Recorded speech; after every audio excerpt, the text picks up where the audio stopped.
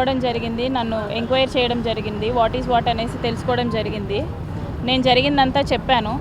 ఇలా మా కులాన్ని దూషించారు, ఒక ఆడదాన్ని బూతులు మాట్లాడారు, మా కులం ఏం తప్పు చేసింది సార్, దేంట్లో తక్కువ సార్ మా కులం అని చెప్పేసి నేను కూడా ప్రశ్నించడం జరిగింది. పోలీస్ వారు చాలా సానుకూలంగా స్పందించారు, మమ్మల్ని మంచి హాస్పిటాలిటీ చేశారు.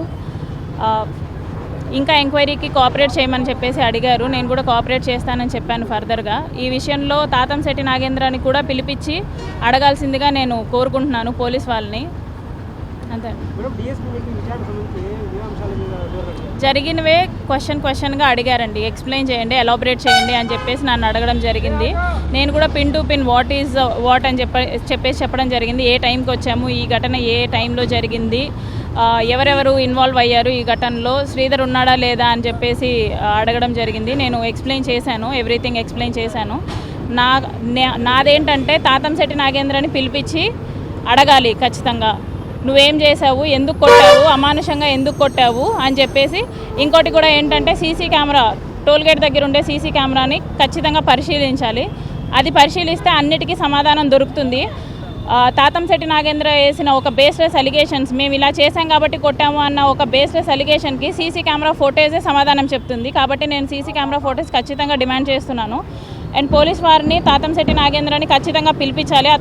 అతనితో పాటు మా మీద దాడి చేసిన అనుచరులను కూడా పిలిపించి క్వశ్చన్ చేయాలి, ఇంట్రాగేట్ చేయాలి.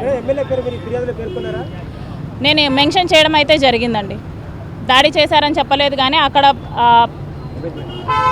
ఉన్నారు, ఆ సంఘటనలో ఉన్నారు, ప్రోత్సహించారు అని చెప్పి మాత్రం ఇంక్లూడ్ చేయడం జరిగింది లెటర్లో. ఎమ్మెల్యేకి సంబంధించిన ఆధారాలు కాదండి, అక్కడ ఏం జరిగిందో నేనైతే పిన్ టు పిన్ చెప్పడం జరిగింది.